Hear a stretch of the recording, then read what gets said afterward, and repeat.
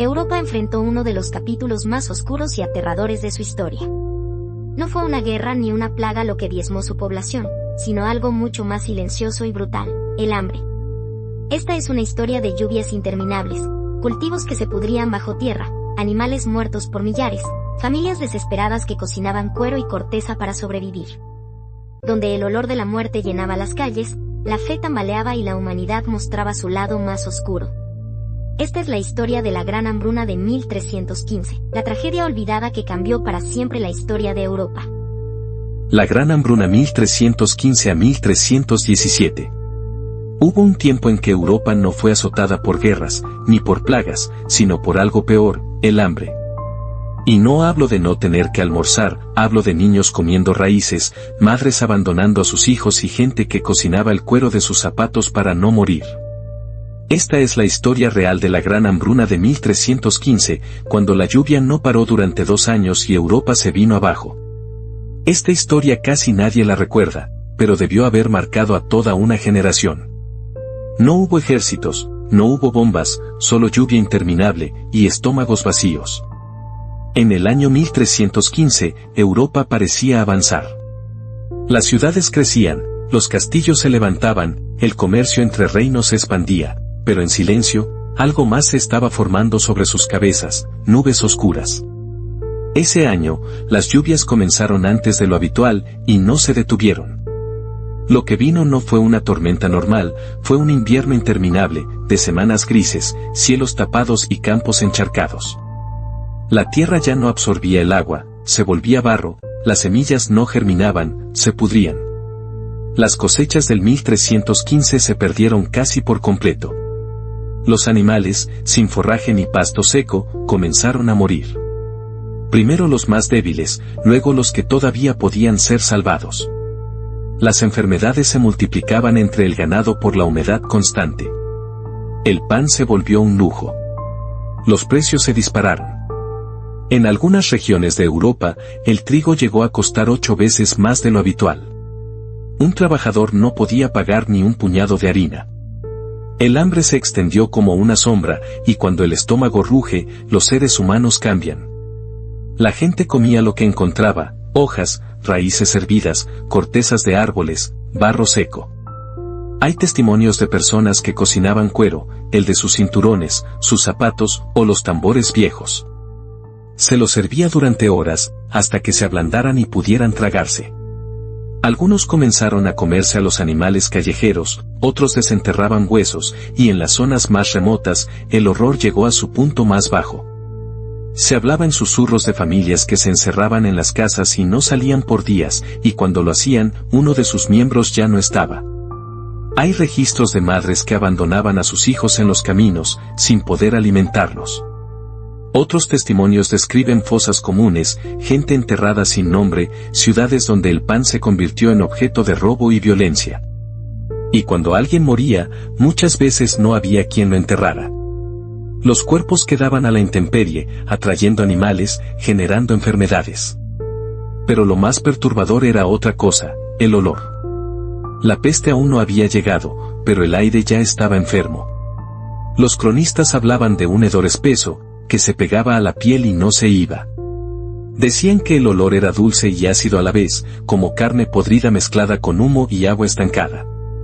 En algunas ciudades se prendían fuegos en las esquinas, no por calor, sino para disimular el aire fétido.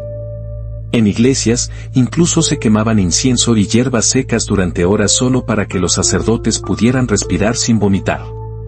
El olor era tan penetrante que muchos pensaban que traía enfermedades. Y no estaban equivocados. Comenzaron a surgir epidemias menores, infecciones en la piel por beber agua sucia, diarreas letales, fiebre tifoidea, y una especie de peste pulmonar localizada que mataba en días. Las moscas se multiplicaban, los cuerpos se hinchaban bajo el sol, y a veces los perros callejeros arrastraban pedazos de cadáveres por las plazas. En muchas regiones, no había médicos. Los curas huían, y los que se quedaban solo rezaban mientras el pueblo se consumía. En zonas rurales, las casas se convertían en trampas. Las familias encerradas respiraban el mismo aire infectado, dormían sobre trapos mojados, y se contagiaban entre sí. En aldeas del norte de Francia se descubrieron casas con todos sus habitantes muertos, sin rastros de violencia, solo hinchados, con los ojos abiertos, como si se hubieran apagado uno por uno. Y mientras el pueblo se moría de hambre, los nobles y los clérigos todavía comían. Muchos tenían reservas, y algunos compraban todo el grano disponible solo para que no llegara a las manos del pueblo. En Inglaterra, el rey Eduardo II intentó regular los precios del pan. No funcionó. El comercio colapsaba. Nadie vendía barato. Nadie confiaba en nadie. Y aunque muchos reyes seguían protegidos por sus riquezas, no todos escaparon del hambre. En Noruega, el rey Haakon V enfrentó grandes dificultades por la escasez de alimentos. En Escocia, Robert the Bruce tuvo que reducir sus campañas militares por falta de provisiones. Incluso hubo miembros de casas reales menores que murieron en sus castillos sin asistencia, porque los sirvientes habían huido buscando comida.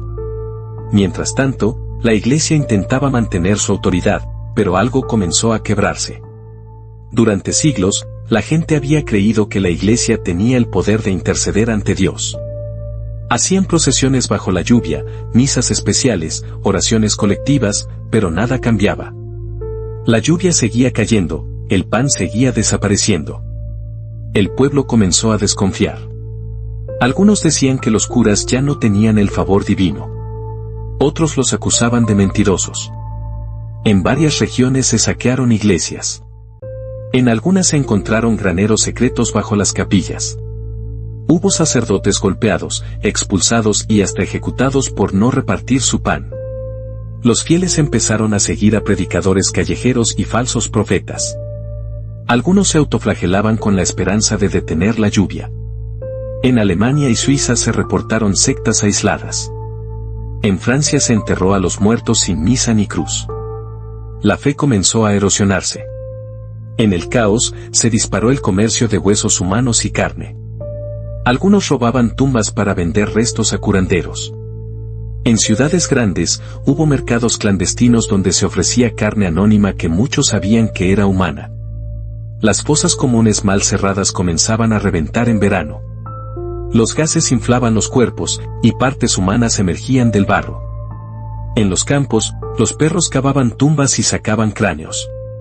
Hubo niños que jugaban con fémures pensando que eran palos largos.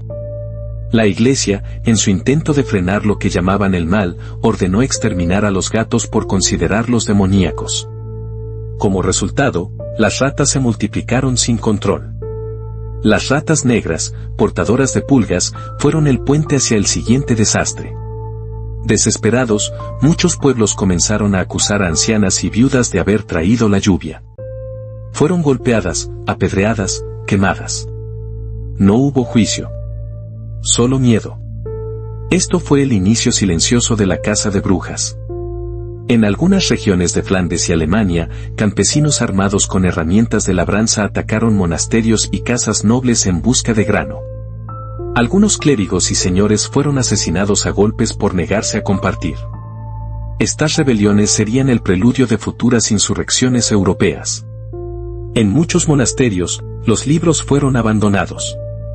Las últimas frases de algunos cronistas dicen cosas como hoy no comimos, solo quedamos 3, Dios no escucha. Y como si eso no bastara, hubo zonas enteras que simplemente desaparecieron. En Baviera, una aldea entera fue hallada vacía. Las casas intactas. Las puertas abiertas. Ningún cuerpo. Nadie supo a dónde se fueron. Algunos creen que caminaron hacia las montañas. Otros, que murieron en silencio y fueron tragados por los pantanos. Y cuando por fin dejó de llover, cuando el trigo volvió a brotar, cuando los caminos se secaron, Europa intentó respirar. Pero la herida no sanó. Porque apenas 30 años después, cuando la tierra comenzaba a levantarse, llegó algo aún peor, la peste negra. Pero eso, ya es otra historia.